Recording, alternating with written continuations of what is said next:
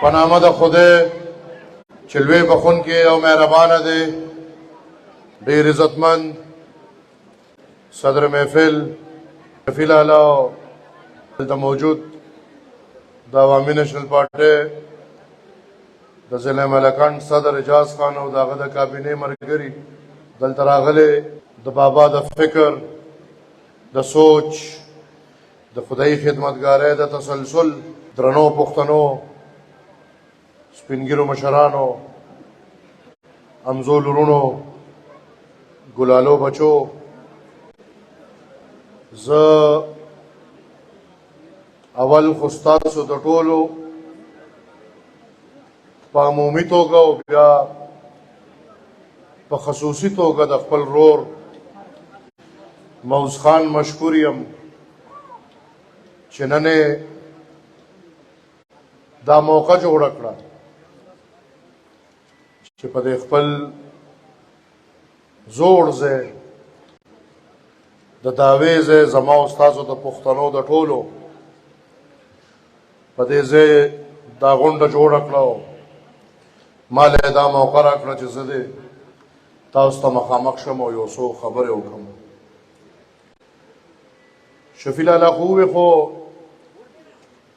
زه دې حجرې ته په خپل ژوند کې په لومړني ځل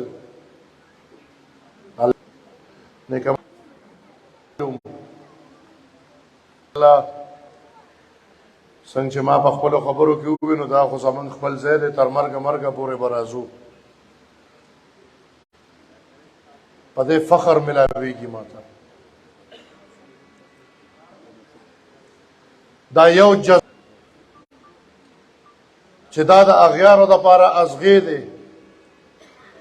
چې دلته الحمدلله خلک داسې سیاست ته تللي دي چې په پاټو کې 15 کاله نشي تېرولی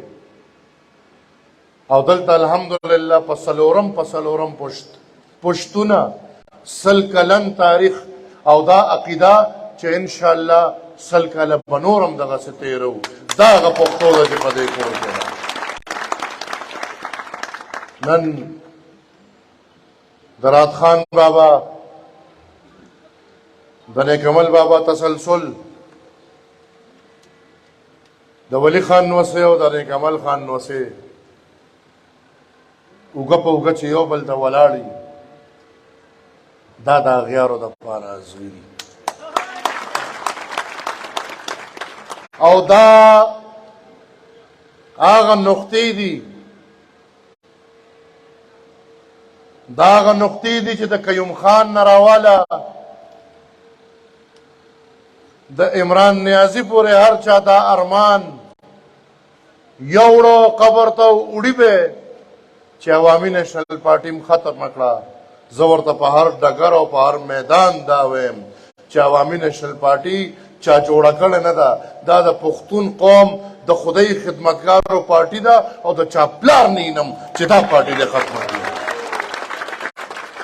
دا تسلسل دی.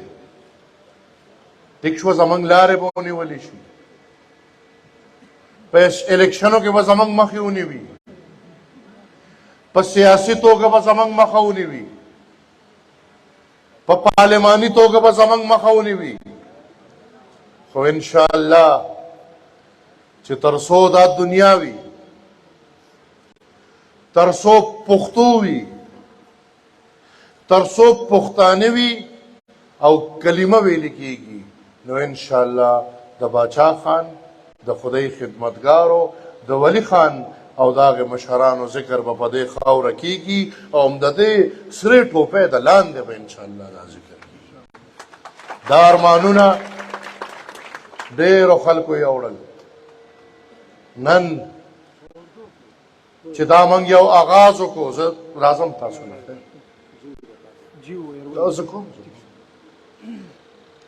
او دا آغاز تاسو یې نه چې موږ د الیکشن د کیمپین شروع کړی دی. نن دلته دا نه زما د حلقې جلسه ده زه د قوم تواضع کوم دا خو موږ تش یو بل ته راغونډ شوي یو او دا د موز او د دې ملګرو مینه ده چې په دونه ګڼ تعداد کې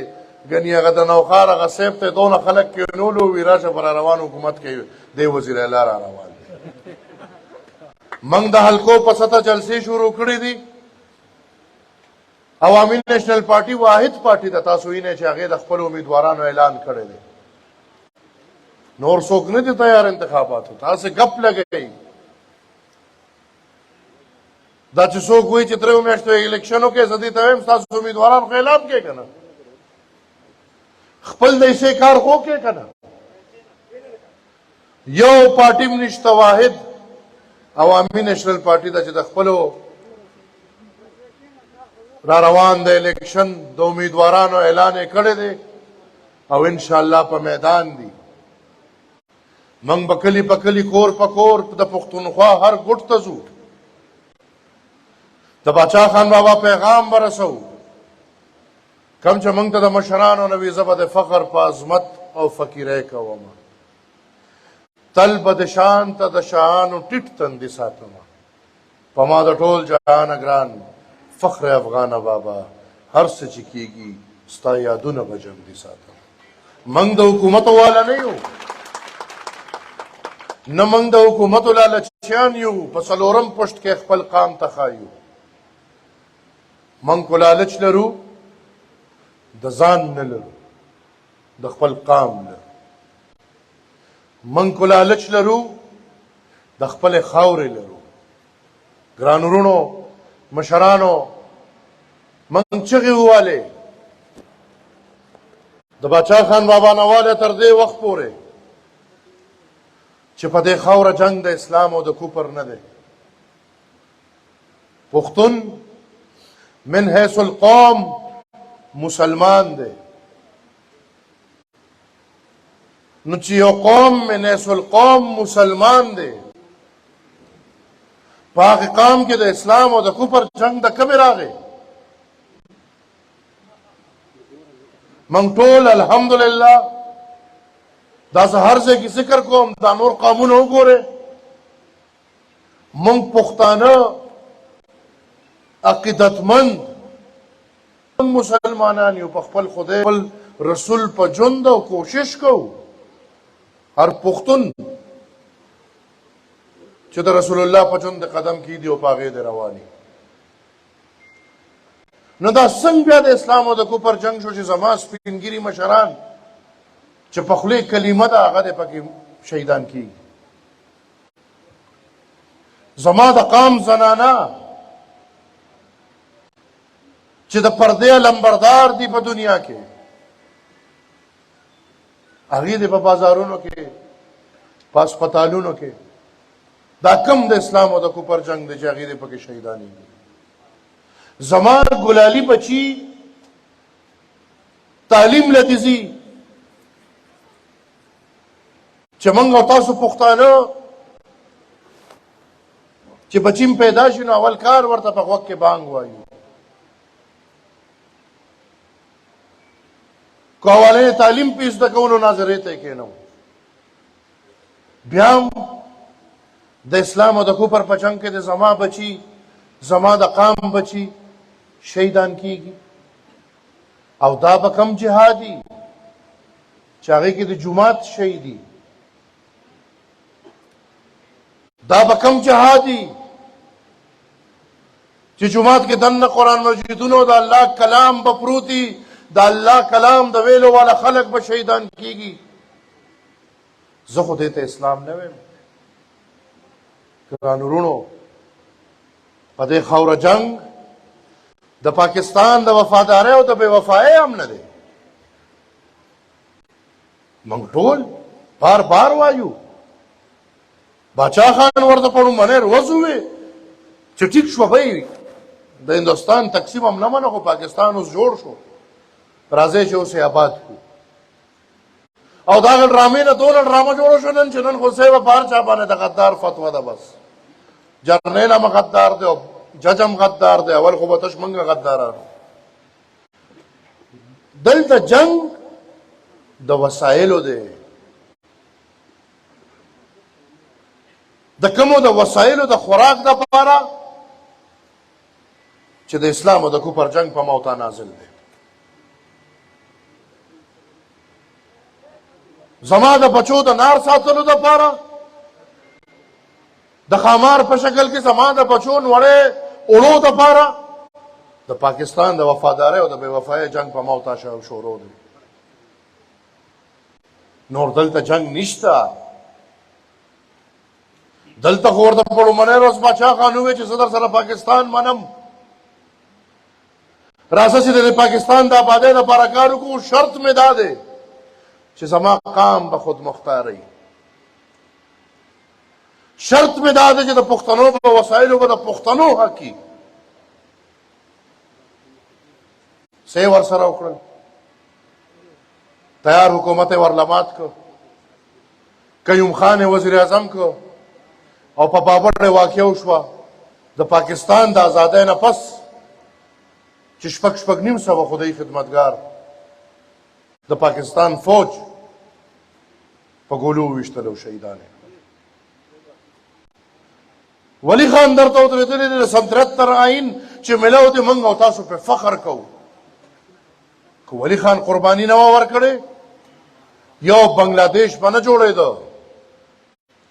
بلکې پاکستان به د ټوټې ټوټې تقسیمو. خو موږ غدار وطن چې دا ملک دا خلک وایي چې موږ یې مخالف یو، نو زموږ او ستاسو هغه مشر ولی خان ورسره کنکرنټ لیسټ ومنو د 10 کالو دپاره وي چې زه خیر دی ته پاکستان بچ کا، خو 10 کاله پس زما قام له خپل حق ورکړه. 10 کاله چې تېرېدل بوټوز وړندو په پاکستان کې مارشا الله وه، هغه کنکرنټ لیسټ د 73 نه چې 83 کې به ختمېده. دې ته لږ سوچ وکړئ. نو هغه چې کله په 2008 کې پښتنو دونه ملاتړ د اسفندیار ولی خان وکړ چې 11 MNA ګانې ورکړل، نو 18 آئیني ترمیم د خپل پلار نیکه ارمانونه یې کامیاب کړل. کنکرنټ لیسټ ختم شو او په آئیني توګه باندې پښتنو ته خپل اختیار ملو شو. په آئیني توګه نو چې اسفندیار خان درله اختیار وګټو نو اول خو صاحبان په موږ راته وشو. دی وي د امریکې نه ډالر یې اخیستي دي او په ځان دماکې کوي. خدای شته زه د خپل قام ته مریان شم. هغه ولی خان بابا د خدای وبخي هغه حکومت هغه یو الیکشن کې ورپسې مشهوره کړه وی ولی خان سپي ته پټکې والې دی. ولی خان ډېرې چغې ووالې چې د سپي سر نی، چې د یو شي سر نشته هغې ته به پټکې څنګه وې، خو پښتنو وی نه وي پټکې ورته والې دی. اوس دا بلا کم خلک کوي چې هغه به پیسې لي او خپل د بچي سودا په هغې پیسو کوي. او بیا عوامي نیشنل پارټي چې هغه د پردي بچي د دشمن د بچي سودا نه کوي نو د خپل بچي سودا به کوي. خو چې کلم د غیرت د پښتو د دې خاورې د ناموس جنګ و دا به دا قام شکر وکاږي چې د عوامي نیشنل پارټۍ حکومت و چې دغه دهشتګرد وتمبول لکه کنې د افغانستان حل ستاسو مخامخ دی. په دې خاوره چې د عوامي نیشنل پارټۍ نه علاوه د هر چا حکومت و تاسو وکتل چا ورله د یرې پیسې ورکړې دي، چا ورته توره ډال غورځولي دي. نن به دلته هم د هغې دهشتګرد حکومت و د بل چا به نو. دا عوامي نیشنل پارټي وه، دا بشیر بلور و، دا میاں افتخار و، دا اسفندیار خان و، او دا سره لیوني و چې د خپل ژوند او مرګ پروا یې نه کوله، خو خپل قام ته د هغې دهشتګردو مخامخ لکه د ډال ودرېدل. او دغه ووې بشیر خان به دا الفاظ و وي ستاسو جیکټې به ختمې شي خو زموږ سینې به ختمې نه شي. د پښتون حفاظت به موږ په صفا سینې وکړو.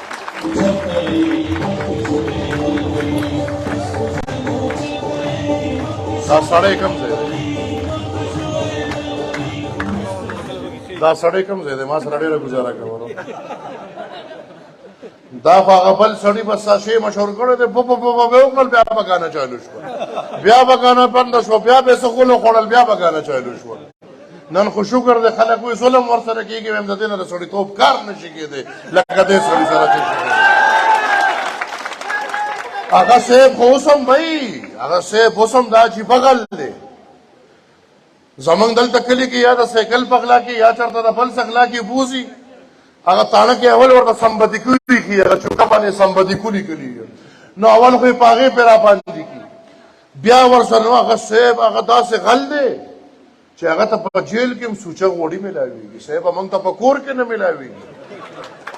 هغه نن سبا زمانه کې په جیل کې ډیرانې چرګ خوري موږ او تاسو ته نن سبا کلو کې ډیرانې چرګان غیب دي دا چې په وطن دی هغه د پنجاب ډومیسایل لري هغې بیا هم جدا دي ګران وروڼو نن مهنګایي ده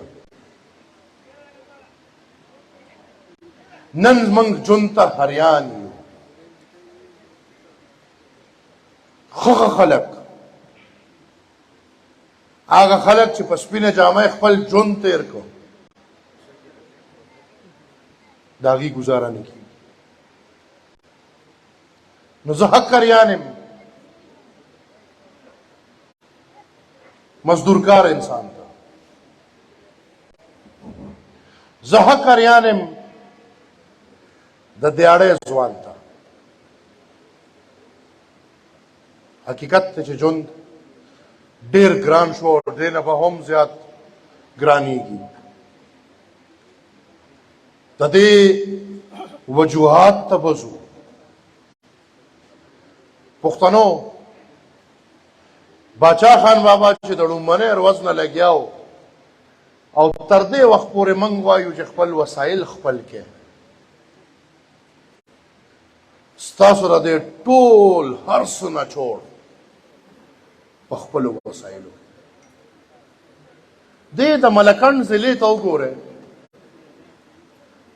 دا ملکنډ ضلع څه د پاسه 100 میګاواټ بجلی جوړوي خپله 121 میګاواټ بجلی ملکنډ خپله جوړوي او دا تش 121 ملکنډ جوړوي دغسې پښتونخوا خاوره 6,000 میګاواټ بجلی جوړوي 6,000 میګاواټ بجلی ارزان ترینه جوړوي دې خبره ته سوچ پنجاب بجلی جوړوي په ګیس پنجاب بجلی جوړوي سولر پنجاب ایل پی جی بار نه راغواړي بجلی پې جوړوي موږ له خدای قدرتي اوبه راکړې دي او په داسې طریقې راکړې دي چې هغې نه بجلی جوړېږي موږ په پښتونخوا چې کومه بجلی جوړېږي د هغې نن سبا خرچه 1 روپۍ یونټ ته دې خبرې ته سوچ وکړئ موږ بجلی جوړو په 1 روپۍ یونټ زموږ بجلی ټول ځي پنجاب ته لاهور ته او لاهور نه واپس راځي هغه په موږ په 50 روپۍ یونټ خرڅېږي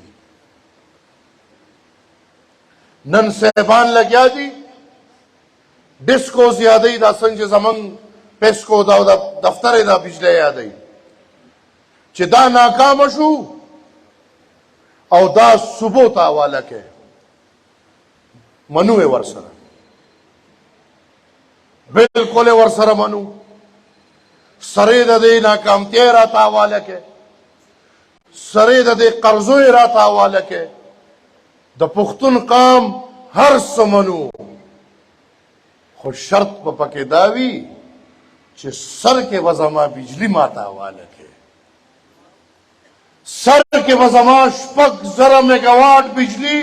ماته حواله کوي زما ډسکو پیشه بجلی پیشه پښتون قوم پیشه په والله داسې بجلی جوړو چې د پښتنو ته به مفته بجلی ملاوي سوچو کې ظالمانو موږ خو دې خلکو وخوړو 6,000 میګاواټ بجلی جوړو 3,000 میګاواټ زموږ ضرورت دی ټول پښتونخوا هر کور هر اجرا هر دکان هر کارخانه چې بل شي 3,000 میګاواټ د خپل ضرورت 2 چنده بجلی جوړو حل هم پکې څه دی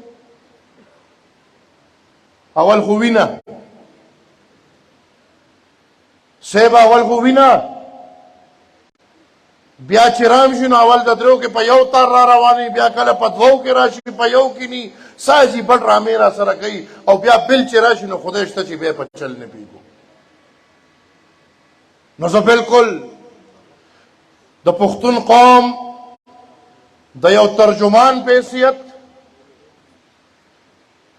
د یو کشر او د عوامي نېشنل پارټۍ د نماینده په حیثیت دا ورسره منم چې بالکل ډیولوشن پکار دی.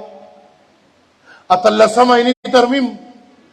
کم چې د نن نه تقریبا 14 کاله مخکې کامیاب شوی دی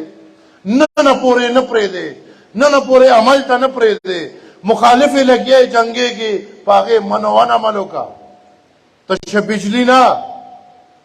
زما خاوره ګیس جوړوي زما خاوره د تیلو ډکه ده زما په سوات په غرونو کې کرومایټ دی زما د باجوړ په غرونو کې نیپرایټ دی زما د وزیرستانه پورې خاوره زما وطن د سرو سپینو نه ډک. رای کا اختیار دا خو درته څه د لومبنی وزنه زما پلار زما نیکه زما قرنیکه چغې وایي او بیا د ولی خان بابا خبره کوو والیم دي چغې ډېر م والي دي او وو بیم اختیار به غواړو خپل حق به غواړو خپل اختیار او خپل حق به په دویم ځل هم غواړو په دریم ځل به هم غواړو د باچا خان بابا پیروکار یو خو که نه څوک یې نه راکوي نو بیا پښتانه یو بیا د خپل اختیار د اغشتو په چلم پیږو هغې ته مه مجبوروئ خپل اختیار زموږ د دې خاورې د دې وسایلو ورکې کونې ورکوئ بیا به موږ خپله هر قسمه غویمه کوو خو دا خپل اختیار به خپل بچو لرو.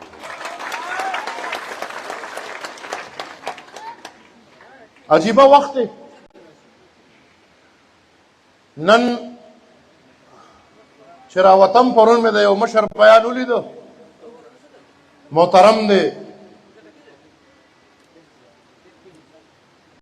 بیان مې ولیدو وي ما اتم اعتماد نه غوښته دا خو د زرداري صاحب تجویز و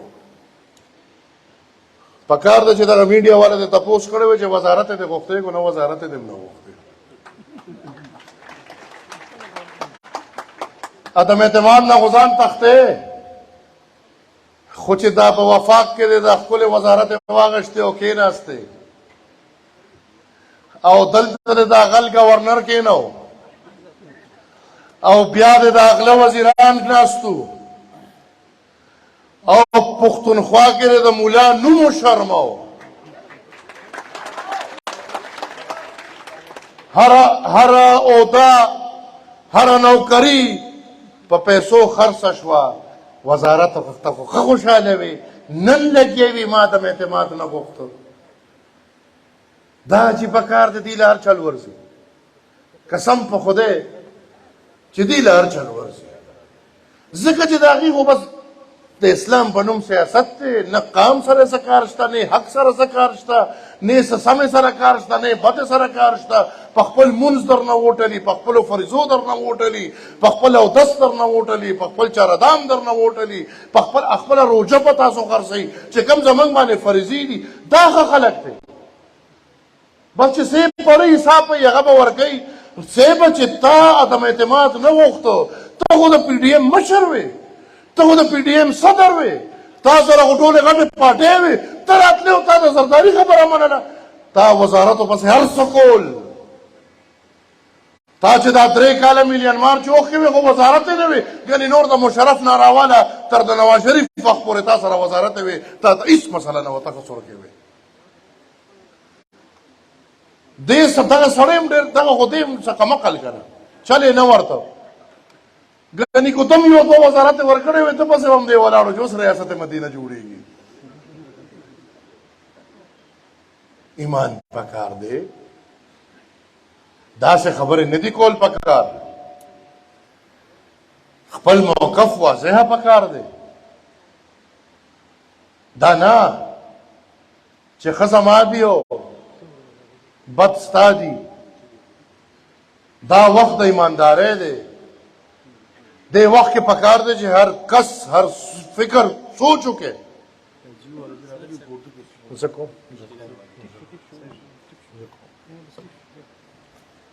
सोचो के रोणो पदे खबरों मंग रोन कड़ियू अलग मंग टोल मुसलमानान यू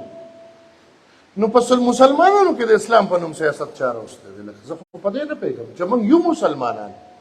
या हो मिसाल मुल्क हिंदुस्तान देल तो मुसलमान ने हिंदू दे रोजा तो मुसलमान दा पार आवाज उचत कर नो जमंग यू मुसलमानान नु तेरा चा खिलाफ लगे व्यस्ता नजरिया पकार दा को नजरिया दे दाई चे इस्लामी कानून नाफिज कोम नो सेब आगा खुतन के बार बार दर ता मौका मिलोश वखुता द इस्लाम अलिफ बे नाफिज न कर तो पे तशवोट अले बल ख्वाता सो गोरे नन स्तासु द टोलो न लवे स्तुनजा द पुख्तन काम چې دا پرون په چترال پرون نه دا سره شروع شوی دي زما قام زما خوره یو واره بیا د بارودو ډیر دی ستا دپاره څوک خبره کوي ستا د دهشت باد خلاف ستا ملا خبره کوي بدقسمتی نه ما سره خو دغه عمل هم د مذهب په نوم روان دی ما باندې خو هلته نم جهاد بي روان دی چې څه ته موږ او تاسو فساد ویلی دي مروم د اسلام پر بیا پنجاب پس روان کړي او صاحب کو عمران دی او نواز شریف ته یو خبره ده ګوره زما استاد لپاره زما استاد لپاره یو خبره پدې ده چې دواړه نه زما د حق خبره کوي او دواړه زما د ستونزې خلاف خبره نه کوي سوچو کې او کو تاسو سوچو کو نو انشاءالله هر پختون ته دا واضح ده چې د پښتنو د دې قام د بچو د روښانه مستقبل د پاره یو نظریه ده هغه د باچا خان نظریه ده او یو پارټي ده هغه عوامي نېشنل پارټي ده چې په دې اتفاق وکړو متفق شو په او خپل حق وکړو تاسو په اجازه زه د موجوده حالات مبارکه یو څو خبره په اردو کې وکم دا جیو والا غډیر پیش کیږي خو پته به لګي جیو به چلی پټي وي او کنه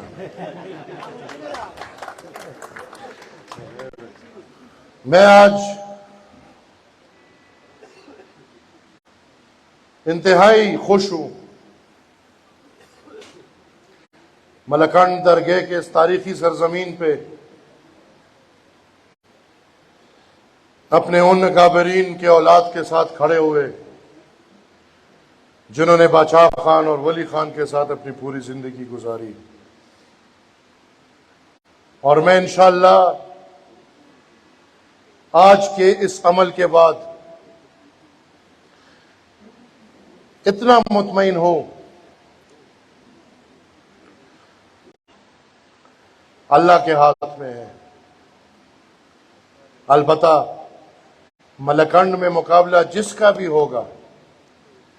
अवामी से होगा और इंशाअल्लाह इस उम्मीद के साथ कि तारीख दोबारा वो सफ़ा वापस उल्टेगी और मलकंड से हमारे उम्मीदवार इंशाअल्लाह मुंतखब होकर लाल टोपी के साथ असेंबली में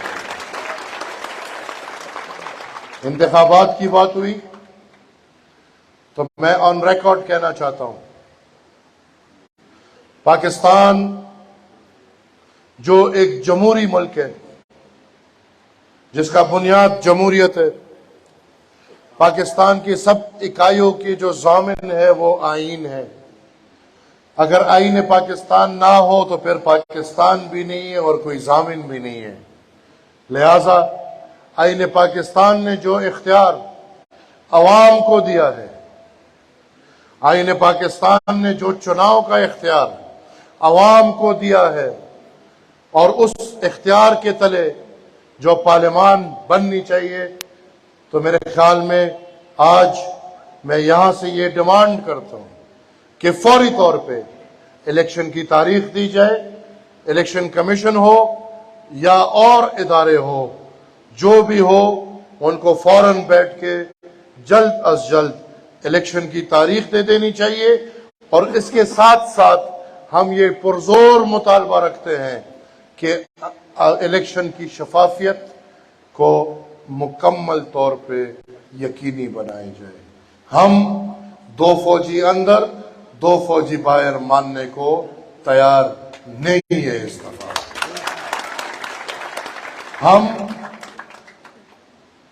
वो पार्लियामान, वो इंतखाबात चाहते हैं जो अवाम की ख्वाहिश से हो। हम आरटीएस या चंद जर्नेलों की गुलाम असेंबलियां और इंतखाबात नहीं चाहते। मैं जनाब आर्मी चीफ साहब की खिदमत का खैर मकदम करता हूं। बहुत मेहनत कर रहे हैं, बहुत कोशिश कर रहे हैं, और वो कोशिश कुछ ज्यादा ही हो रही है। सबसे पहले मेरे ख्याल में आईएसपीआर को फौरी जल्द अज जल्द जो बयान आर्मी चीफ का सनतकारों के साथ मीटिंग में बाहर निकला है, उसकी वजाहत होनी चाहिए। अगर वजाहत नहीं होती तो फिर हम कौम के सामने रखेंगे कि पाकिस्तान किसको कितना पसंद है और किसको कितना नहीं। अगर कोई कहता है कि सियासी पार्टीज पाकिस्तान के साथ एक वर्ड खास लिया गया है, मुखलिस नहीं, वफादार नहीं, वफादार तो कुत्ते होते हैं और अल्हम्दुलिल्लाह हम कुत्ते नहीं हैं।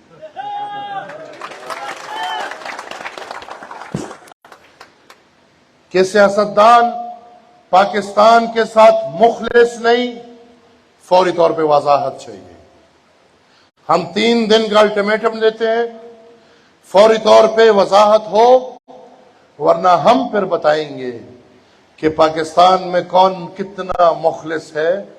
और कितना नहीं है। तो वो फिर हम जनाब पाकिस्तान की तारीख का पहला पाकिस्तानी आर्मी चीफ नाम माना लगाओ उड़ुम्बा ने अयूब खान से शुरू करके बाजवा तक फिर बताएंगे कि पाकिस्तान के साथ इनका कितना प्यार है। हम तो फिर भी बेतनख्वाह है, जो तनख्वाह और मरात लेते हैं उनका कितना प्यार है। हमें मजबूर ना कीजिए इससे पहले कि फिर वो एक अलग डायलॉग शुरू हो जाए। मेरे ख्याल में आईएसपीआर को फौरी तौर पे इसकी वजाहत दे देनी चाहिए। नंबर 2, चीफ साहब लगे हुए हैं, इकोनॉमी को संभाल रहे हैं, पैसे बना रहे हैं, मतलब कि पाकिस्तान के लिए कर्जे ला रहे हैं, बहुत अच्छी बात है, पर अपना काम उनसे रोका हुआ नहीं चल रहा। अपना काम है डिफेंस। यहां फौज भर्ती होती है, सफाई से लेके चीफ तक डिफेंस के लिए। हमारे डिफेंसेस पिछले 50 साल से ब्रीच्ड है। हमारी दिफा आज भी ब्रीच्ड है।